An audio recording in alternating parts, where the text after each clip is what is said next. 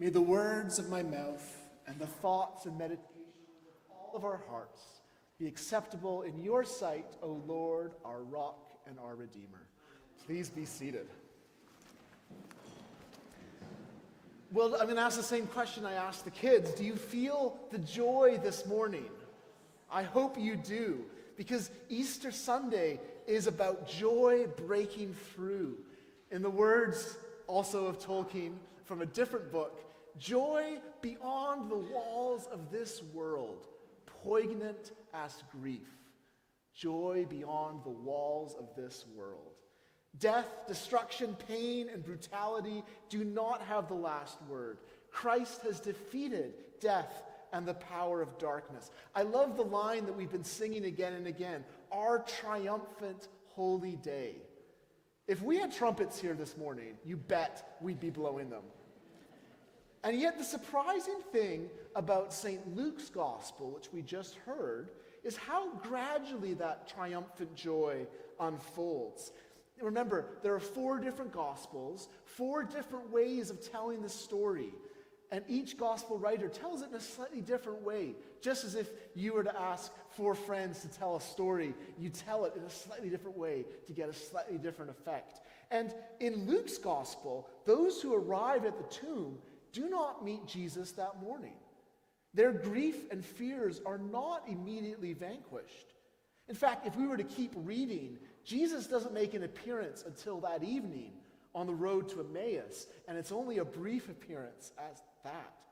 This story feels like fog drifting in and out. Have you ever been out on a foggy morning, maybe walking or driving, and the objects around you feel so strange and unfamiliar until the mist clears? That's what this first Easter must have felt like to these dear friends of Jesus. And Luke tells 2 stories in this passage, the story of the women and then the story of the men. And they begin and end in this fog of uncertainty. So maybe you're feeling more fog today than you're feeling joy. And if that's true, watch and see how Christ's Easter joy meets his friends, even in that fog of confusion and doubt. So first, the story of the women. These are the women who have followed Jesus since the beginning of his ministry. Among them are destitute women who have been healed by Jesus of much suffering and have stuck with him ever since. There's also wealthy women, women who financially provided for Jesus' ministry. They had set all their hopes on Jesus and remained with him even at his worst hour on the cross. They refused to abandon him through the horror of those hours, that week which began with such joy and ended in the worst nightmare. So what are they going to do now that he's dead? What do they do with their hopes, their memories of him, their deep love and affection, and their trust in this man? Well, there's one final act of love and care they can attend to. They can wash the dead, brutalized body of Jesus from the wounds of crucifixion, the dry blood and sweat and excrement. They can push back the decay of death by just a few hours by anointing him with perfumed waters. And as women, they would have known how to do this. They probably would have shown the same kind of love to the bodies of their fathers and mothers when they died. They probably watched their own mothers perform this act of love to the bodies of their grandparents. And so now, with their tears, their touch, and their ointment, they can show one last act of love to their Jesus. And maybe that would give them some sort of closure. Have you noticed that in times of deepest grief, the routines and habits can be a strange comfort? They keep you moving even when you're numb. You soaked the oats last night for breakfast, so you may as well get out of bed and eat them.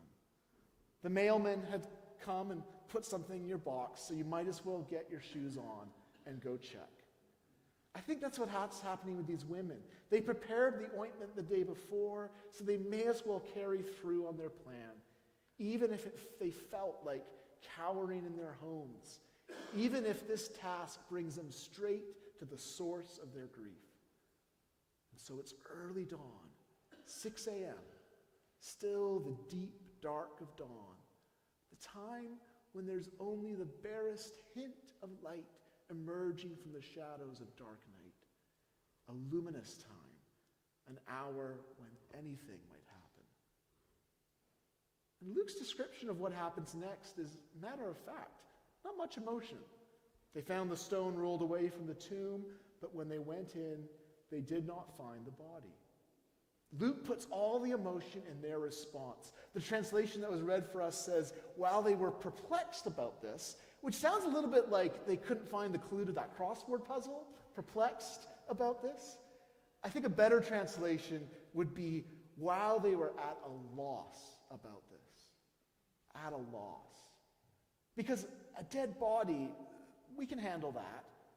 It's unpleasant, it's gruesome, it might have started smelling already, but we've done it before. We've anointed other bodies, we're equipped and ready for death. But to have the stone rolled away, to find the body gone, that's beyond our capacity, beyond what we're ready for. When you're grieving, the habits and routines carry you. But what happens when something unexpected and unforeseen happens? The oats did not soak. Well, that's, in my case at least, when I fall apart. The routine is gone, and I have nothing else to hold me together. And so let's pause here and say that this feeling of being at a loss, it's one of the emotions of Easter. It sits alongside the joy and triumph. In fact, it's almost a necessary precursor.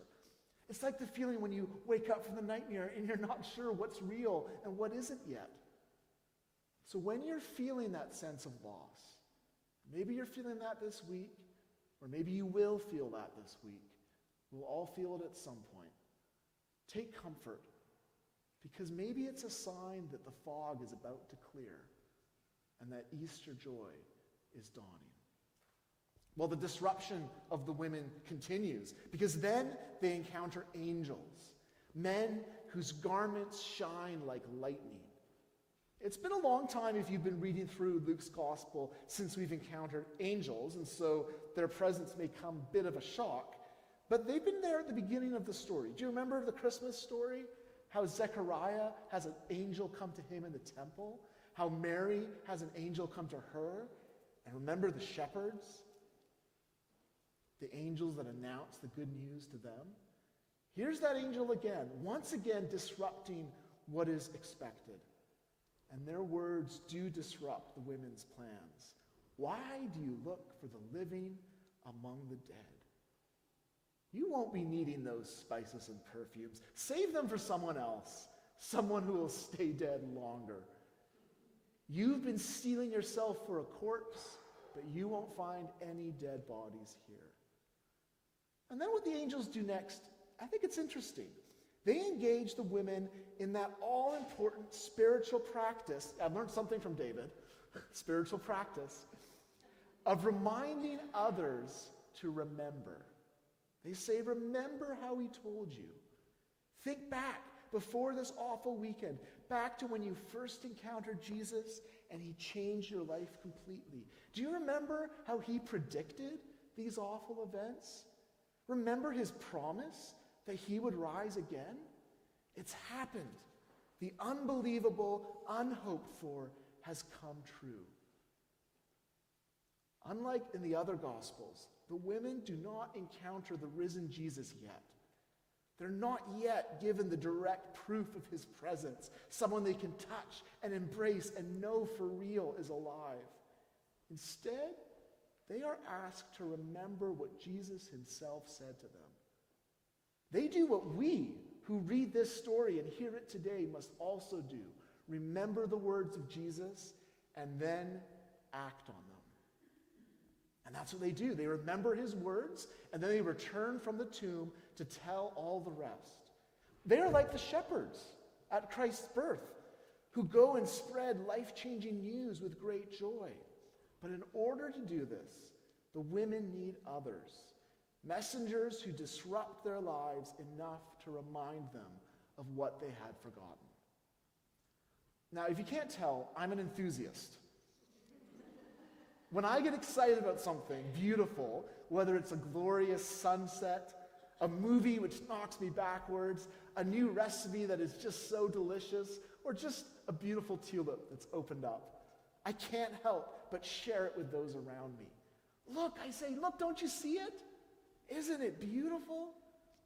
C.S. Lewis said that in those moments, our delight is incomplete until it is expressed in an upsurge of appreciation which almost bursts you open. That's the kind of joy that is uncontainable. It must be shared or you will burst. And this is the joy of the women. They cannot stay where they are and enjoy it on their own. They must run all the way back to Jerusalem to tell the other disciples who are cowering in fear this astonishing news. And that's true for us too. That's why we're singing. That's why we're opening our mouths and inviting our friends. We can't contain this joy. And then I love how Luke pauses and he names each of the women. If this were a movie, I wonder if the camera would linger on each of their faces. And I wonder what those faces would look like. Women whose faces are shining forth through grief, tears still dried on their face. Mary Magdalene, Joanna, Mary the mother of James, the other women, the first to have believed in that good news. And now Luke turns to the story of the men. Just 2 verses. He gave 10 to the women. The men have a very different emotional response. To them, the women's words appear, you could translate this, an idle tale, empty talk, nonsense. And they did not believe. And maybe that's how you feel about this Easter business. Maybe you've shown up today out of kindness. You didn't want to embarrass your kids, your parents, your partner, your friend. And so you came, even though, if you're being honest, you think this is all nonsense. Or maybe you've come out of habit. You come on Easter Sunday every year. You come on Sunday every week. And so why not come again? But maybe this year it kind of feels like empty talk. If you feel that way, you're not alone. Because that was the apostles' first reaction. The apostles, the ones we put in stained glass and named churches after. Their response to all this was, it was fog, a different kind of fog, the fog of grief that turns to disbelief. But one of these men chooses to respond out of that fog. And he is surely feeling the most wretched, for he is the one who has failed the most miserably and publicly. Do you remember the story of Peter, who didn't just watch Jesus die, but publicly denied Jesus, swore that he never knew him 3 times? So I think there's a desperation within him at this moment. What else does he have to lose? Some sort of yearning compels him to go and look. If there's any possibility that these women are right, he must go and find out for himself. And so Peter gets up, rather than stay in his grief. He runs to the tomb, following the footsteps of the women before him. He stoops and looks intently in, and he sees, not Jesus, not yet, but simply the linen cloths by themselves. And then he goes home amazed, or another way to put it would be baffled at what happened.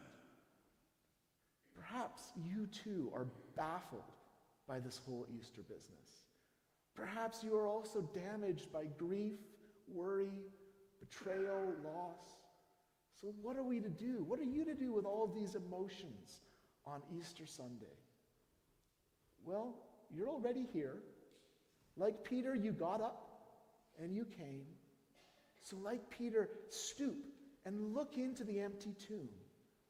Like Peter, give this Jesus business a close and attentive look, and then go home and ponder what you've seen. And in a few moments, we will all be invited to get up, to come to the altar, and then to stoop on our knees and look at the mystery of Christ, Christ alive in bread and wine, placed in our hands. Peter's story is not over yet. Neither is yours, neither is mine. Christ will meet us on the road, and his joy will come to us whether we are in the midst of the fog of confusion and grief, or whether we have already tasted that triumphant joy.